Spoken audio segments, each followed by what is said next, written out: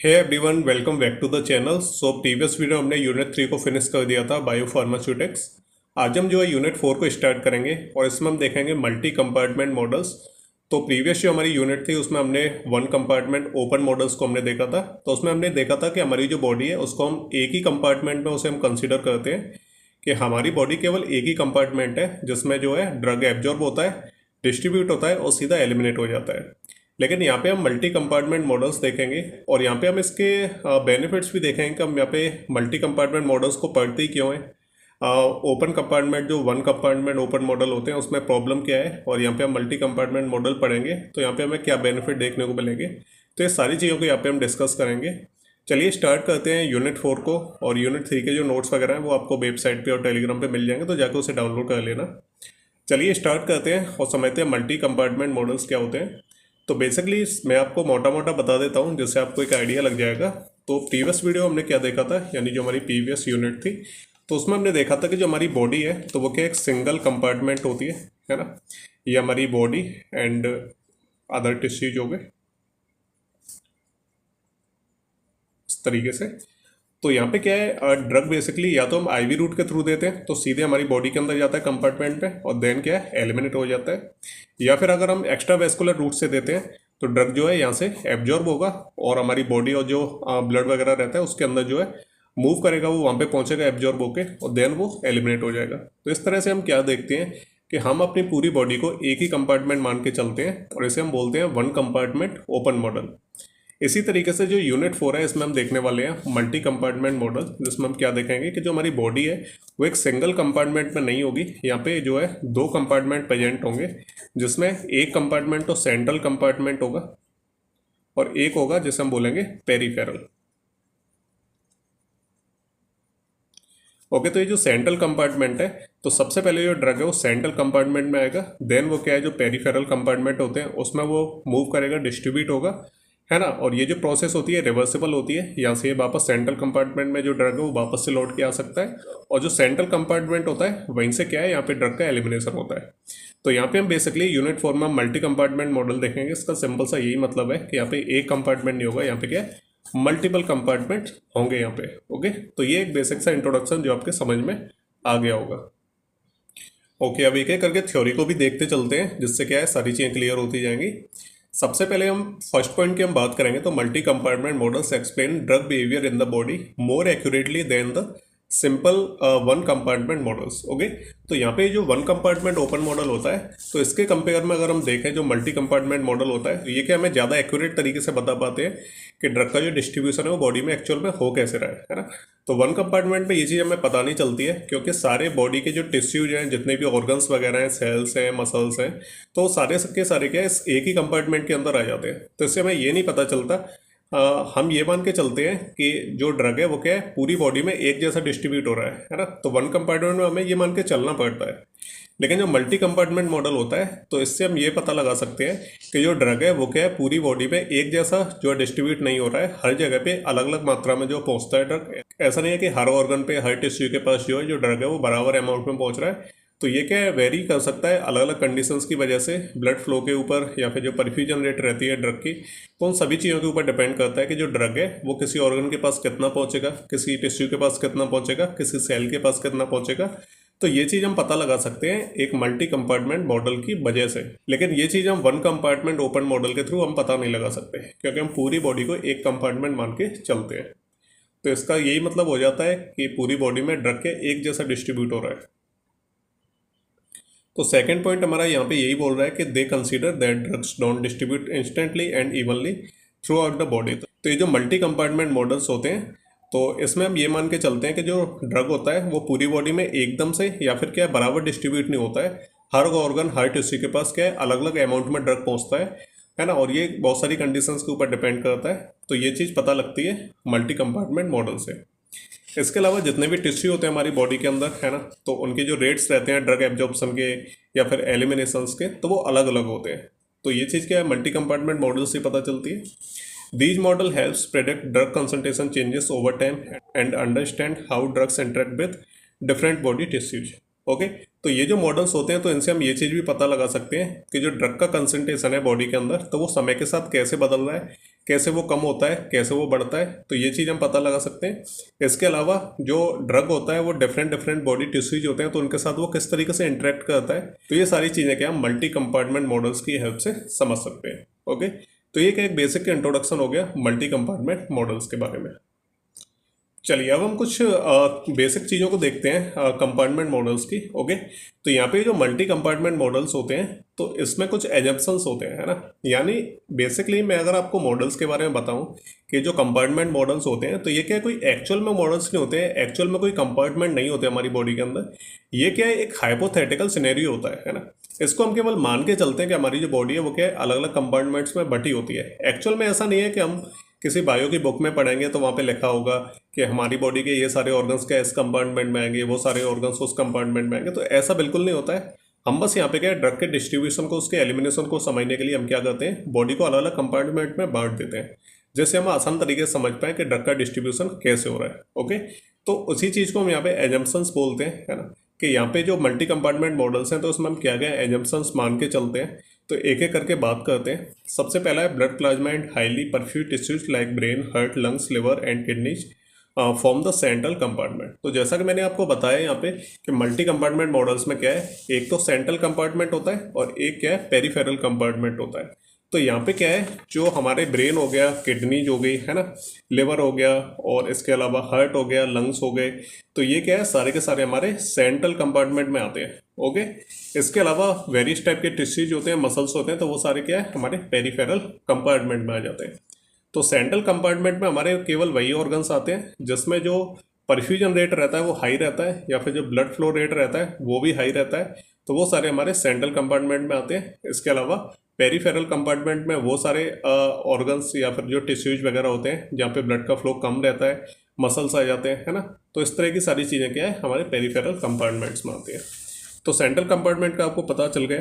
तो इसी तरीके से क्या है जैसे मैंने आपको बताया कि जो हाईली परफ्यूज जो टिश्यू रहते हैं जैसे brain, heart, lungs, liver and kidney, तो ये तो क्या है इसमें तो जो परफ्यूजन रेट रहती है वो हाई रहती है ना, तो ये क्या हमारे सेंट्रल कंपार्टमेंट हो गए।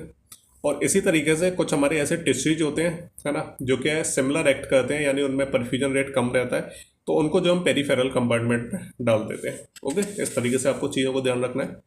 Ivy medications enter the central compartment directly. अब यहाँ पे क्या है जैसे हमने मान लीजिए हमने इंजेक्शन के थ्रू हमने दवा दी हमारी बॉडी के अंदर, तो जैसे ही क्या है इंजेक्शन के थ्रू हम दवा देते हैं तो वो सबसे पहले क्या है सेंट्रल कंपार्टमेंट में पहुंचेगा।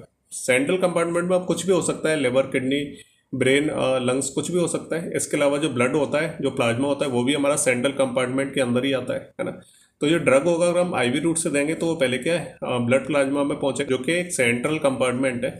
और इसके अलावा जो ड्रग एलिमिनेशन रहता है सेंट्रल कंपार्टमेंट में, तो वो क्या है इरिवर्सिबल होता है कि अगर ड्रग इसमें से जो सेंट्रल कंपार्टमेंट है जिसमें मान लीजिए हमने क्या है ब्लड प्लाज्मा को रख दिया, तो अगर ड्रग क्या है एलिमिनेट हो रहा है ब्लड प्लाज्मा से, है ना, तो एलिमिनेट होने के बाद वो क्या है वापस से जो ब्लड प्लाज्मा में नहीं आ सकता है, यानी ये जो प्रोसेस है एलिमिनेशन की सेंट्रल कंपार्टमेंट से, तो वो क्या है इरिवर्सिबल होती है।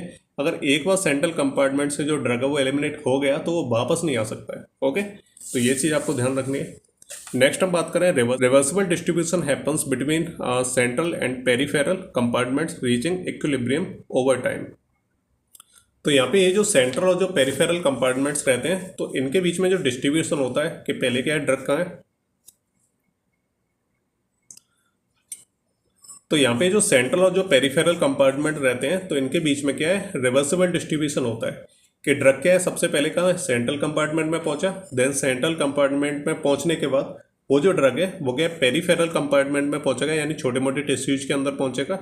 तो ये प्रोसेस क्या है रिवर्सिबल होती है कि ये जो डिस्ट्रीब्यूशन हुआ है सेंट्रल से पेरिफेरल की तरफ, तो ये क्या है रिवर्स भी हो सकता है, पेरिफेरल से वापस से वो सेंट्रल कंपार्टमेंट में भी जो ड्रग है वो क्या है आ सकता है ना। तो ये चीज़ क्या रिवर्सिबल होती है।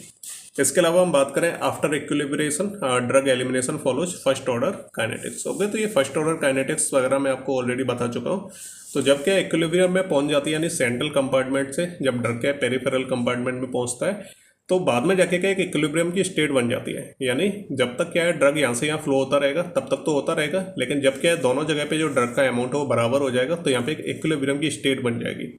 देन क्या होगा एलिमिनेशन स्टार्ट होगा। ओके, तो जब तक यहाँ से ड्रग यहाँ तक पहुँचता रहेगा यहाँ से, ठीक है, तब तक तो कोई प्रॉब्लम नहीं आएगी, तब तक एलिमिनेशन नहीं होगा। लेकिन जैसे क्या है यहाँ पे ये जो दोनों के बीच में इक्विलिब्रियम की स्टेट बन जाएगी कि अब यहाँ से ड्रग यहाँ पे नहीं पहुँचेगा, तब क्या है फिर ड्रग का जो एलिमिनेशन है वो स्टार्ट हो जाता है सेंट्रल कंपार्टमेंट से। ओके, तो ये चीज़ें आपको कुछ बेसिक चीज़ें हैं जो आपको ध्यान रखनी है। और जो एलिमिनेशन है वो क्या है, फर्स्ट ऑर्डर काइनेटिक्स को फॉलो करता है। और बाकी इसमें जो रेट प्रोसेस होती हैं, जो ड्रग पास होता है यानी ड्रग अंदर आता है ना, यानी एब्जॉर्प्शन होता है, ड्रग का एलिमिनेशन होता है, तो इसमें ये सारी चीज़ें क्या है फर्स्ट ऑर्डर जो काइनेटिक्स होती है उसी को फॉलो करता है। नेक्स्ट पॉइंट की हम बात करें, the plasma level time curve is described by exponential terms corresponding to each compartments first order rate process. तो ये जो प्लाज्मा लेवल टाइम कर्व रहता है, अब इसमें क्या एक इस तरीके से ग्राफ बनता है जिसमें यहाँ पे जो कंसंट्रेशन वगैरह हम यहाँ पे ले लेते हैं और यहाँ पे हम टाइम को ले लेते हैं इस तरीके से। तो इसके बीच में क्या एक कर्व बनता है यहाँ पे। तो ये जो कर्व होता है तो ये इस चीज़ को डिस्क्राइब करता है कि जो फर्स्ट ऑर्डर जो रेट प्रोसेस रहती है जिसमें क्या है जो एब्जॉर्प्शन और जो एलिमिनेशन हो रहा है, तो ये क्या है फर्स्ट ऑर्डर रेट को फॉलो करते हैं। तो इतना आपको बेसिक चीज़ें याद रखनी है।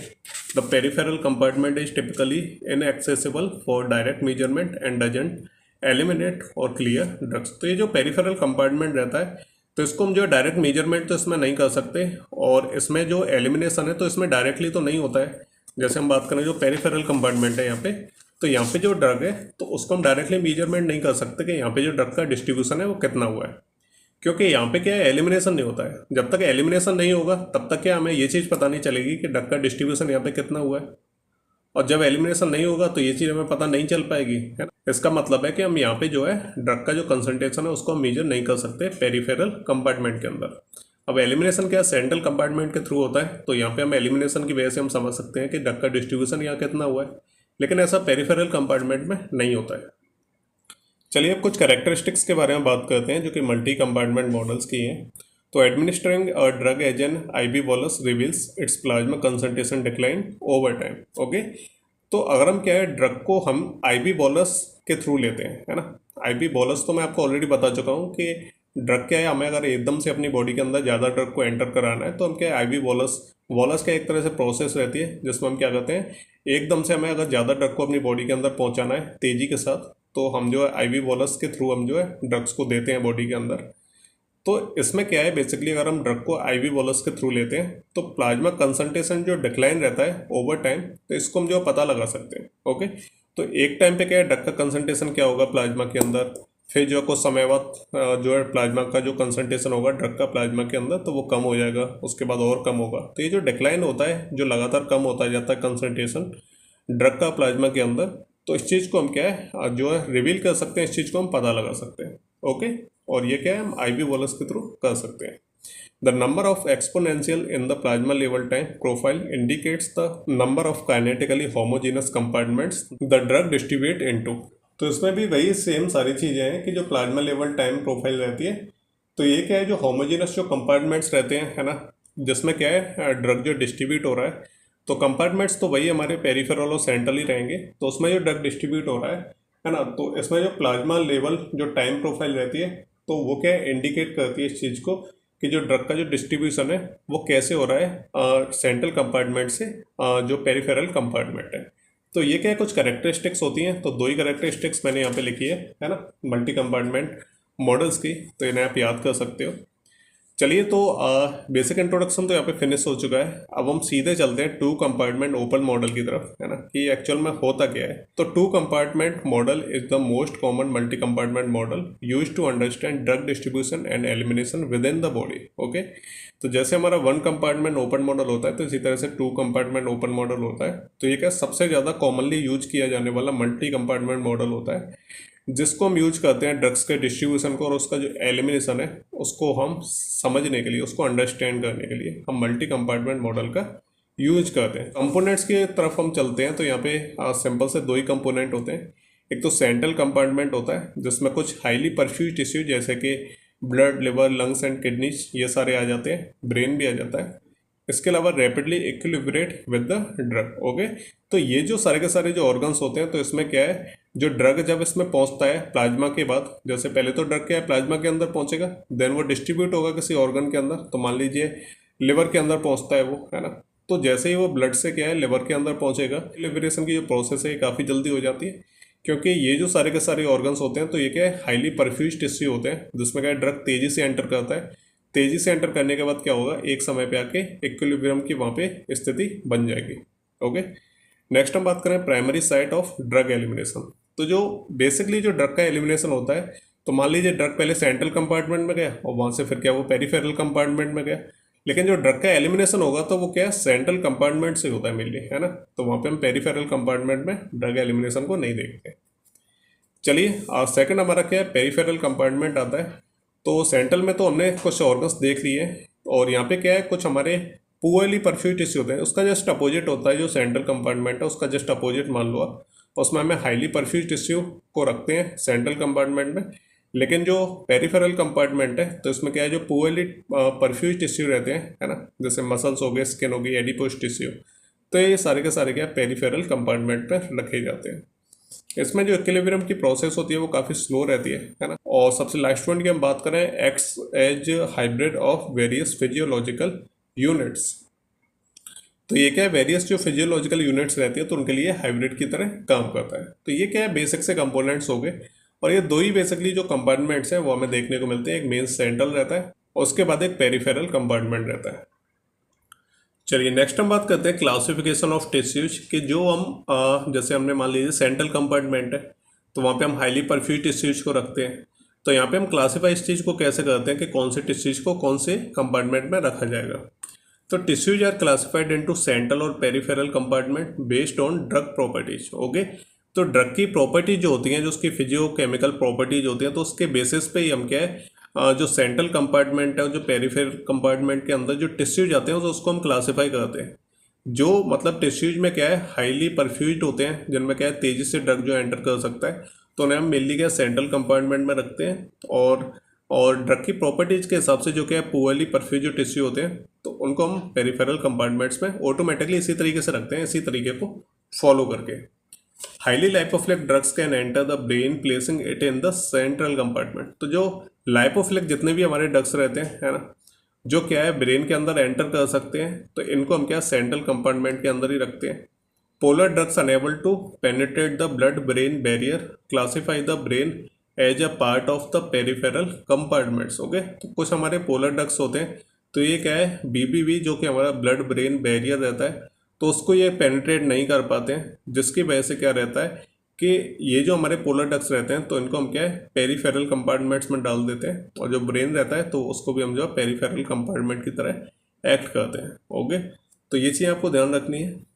अब प्लाज्मा कंसंट्रेशन के बारे में समझते हैं। तो drug concentration in the plasma decreases bio exponentially in two compartment model due to distribution and elimination. तो बेसिकली क्या है जो प्लाज्मा कंसंट्रेशन, अब प्लाज्मा कंसंट्रेशन क्या है कि ड्रग क्या है प्लाज्मा में ही पहुंचता है सबसे पहले एंटर होने के बाद, एब्जॉर्ब होने के बाद, है ना। तो प्लाज्मा के अंदर जो ड्रग का जो कंसंट्रेशन होता है तो वो क्या है डिक्रीज होता है बायो एक्सपोनेंशियली, है ना। अब बेसिकली क्या है यहाँ पे दो कंपार्टमेंट तो होते हैं, एक तो सेंट्रल कंपार्टमेंट, एक पेरिफेरल कंपार्टमेंट। तो सबसे पहले ड्रग क्या है सेंट्रल कंपार्टमेंट के अंदर ही आता है, तो जो प्लाज्मा के अंदर जो ड्रग का जो कंसंट्रेशन है वो बढ़ जाता है एकदम से।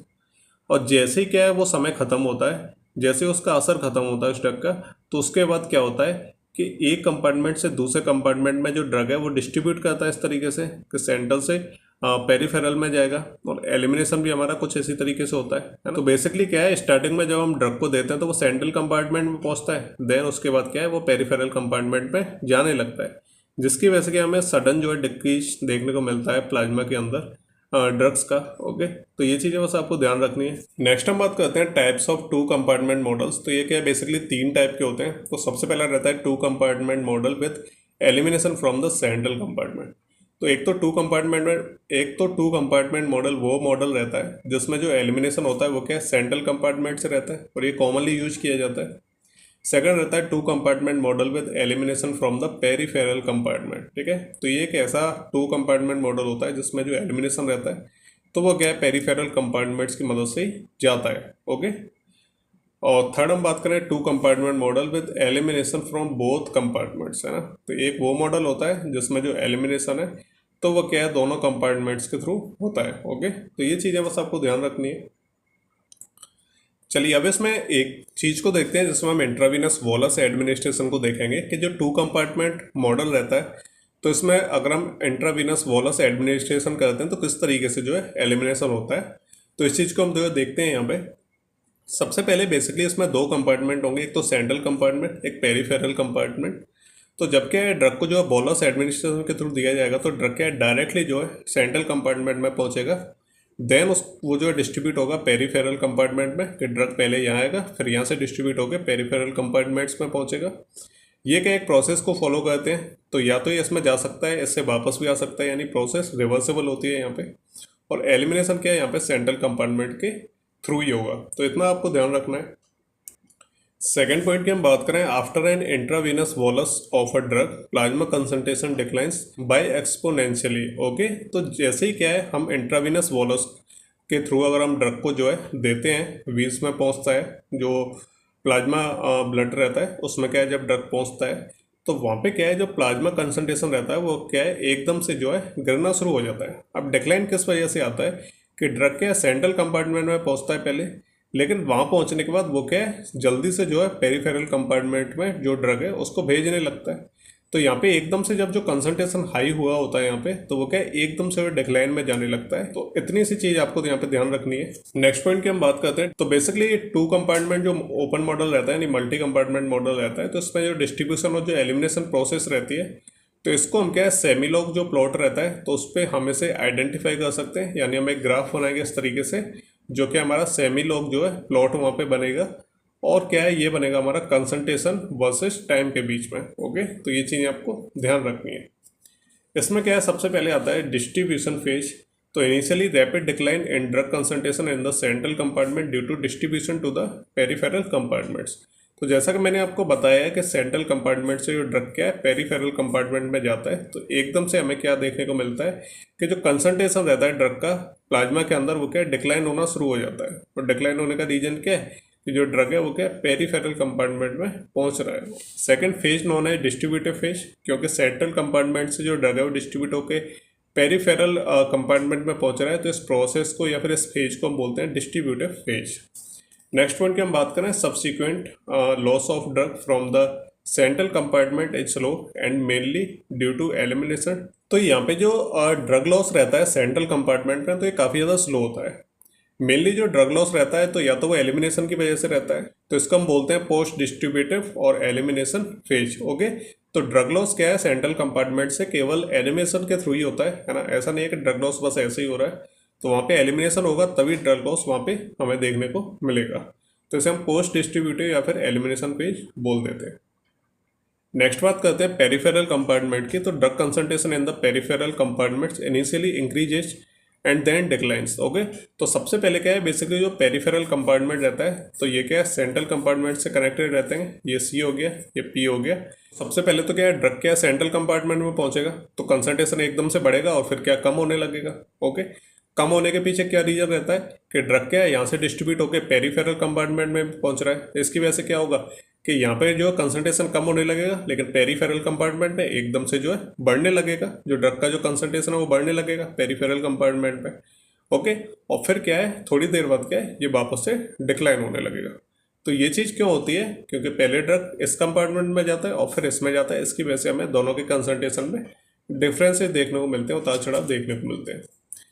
नेक्स्ट हम बात करें peak concentration corresponds to the distribution phase followed by the post distributive phase. Okay, तो जो पीक कंसंट्रेशन रहता है ना जो क्या है डिस्ट्रीब्यूटिव फेज में रहता है तो ये क्या है पोस्ट डिस्ट्रीब्यूटिव फेज को जो है फॉलो करता है वहाँ पे। तो पीक कंसंट्रेशन आपको कुछ भी आपको ऐसा टेंशन लेने की जरूरत नहीं है, मैं आपको एक यहाँ पे ग्राफ दिखाता हूँ। ओके, तो ये यहाँ पे ग्राफ है इस तरीके से। तो यहाँ पे क्या है आपको दो चीज़ें दिखेंगी, एक तो पेरिफेरल कंपार्टमेंट दिखेगा, एक सेंट्रल कंपार्टमेंट दिखेगा। यहाँ पे दोनों को समझने की कोशिश करना। एक तो क्या है यहाँ पे कंसंट्रेशन है तो ये इसको रिप्रेजेंट कर रहा है, ये टाइम को रिप्रेजेंट कर रहा है। सबसे पहले बेसिकली क्या रहता है अगर हम आईवी रूट के थ्रू देते हैं तो ड्रग का जो कंसंट्रेशन है वो ब्लड में हाई रहता है, यानी शुरुआत यहाँ से होती है, अगर एब्जॉर्ब होता तो शुरुआत नीचे से होती। ओके, तो सबसे पहले क्या है वो सेंट्रल कंपार्टमेंट में आता है, ये जो लाइन आपको दिख रही है सेंट्रल कंपार्टमेंट वाली है। तो ड्रग का जो डिस्ट्रीब्यूशन है तो सबसे पहले वो सेंट्रल कंपार्टमेंट में होगा। ओके, उसके बाद क्या होगा कि ये धीरे धीरे कम होने लगेगा, यहाँ पे एकदम से कम होगा क्योंकि जो ड्रग है वो क्या है डिस्ट्रीब्यूट होकर पेरिफेरल कंपार्टमेंट में पहुंच रहा है, इसकी वजह से यहाँ पे एकदम से हमें डिक्लाइन देखने को मिलेगा। और जैसे ही क्या है यहाँ पे जो ड्रग डिस्ट्रीब्यूशन है वो पेरिफेरल कंपार्टमेंट में हो जाता है, उसके बाद हमें क्या देखने को मिलेगा कि इसका ये जो स्लोप है ये स्लोली स्लोली नीचे की तरफ आएगा। ओके, तो सबसे पहले तो एकदम से फास्ट आता है क्योंकि क्या है ड्रग जो है पेरिफेरल कंपार्टमेंट में भी पहुंच रहा है, और फिर क्या है धीरे धीरे स्लो हो जाता है क्योंकि फिर क्या है कि इक्विलिब्रियम की प्रोसेस वहाँ पे बन जाती है। तो ये सिंपल सा आपको बस एक ग्राफ याद रखना है, ज़्यादा आपको दिमाग लगाने की जरूरत नहीं है। मैथमेटिकली अगर हम देखें तो rate of change in drug concentration in the central compartment, तो बस आपको ये फॉर्मूले याद रखने हैं, इनको एक्सप्लेन करने की जरूरत नहीं है। ठीक है, तो ये चीज़ आपको ध्यान रखनी है, ये आपका मेन फॉर्मूला हो गया। और ये सब होता क्या है इसको मैं आपको बता देता हूँ सिंपली। तो ये सारी चीज़ें लिखी हुई हैं यहाँ पे। तो सबसे पहले जो डीसीसी क्या रहता है, डीसीसी का मतलब होता है drug concentration in central compartment. T मतलब जो ड्रग का जो कंसंट्रेशन है वो क्या है समय के साथ क्या है वो अप डाउन होता है, यानी इंक्रीज होता है फिर डिक्लाइन होता है उसका। तो ये सारी चीज़ें क्या है समय के साथ होती है ना। तो समय और कंसंट्रेशन के बीच में क्या है एक ग्राफ जो है प्लॉट होता है। केसी क्या रहता है, rate of drug transfer from peripheral to central compartment. K12 क्या रहता है, K12C, तो यहाँ पे क्या है K21 रहेगा, इतना आपको ध्यान रखना है।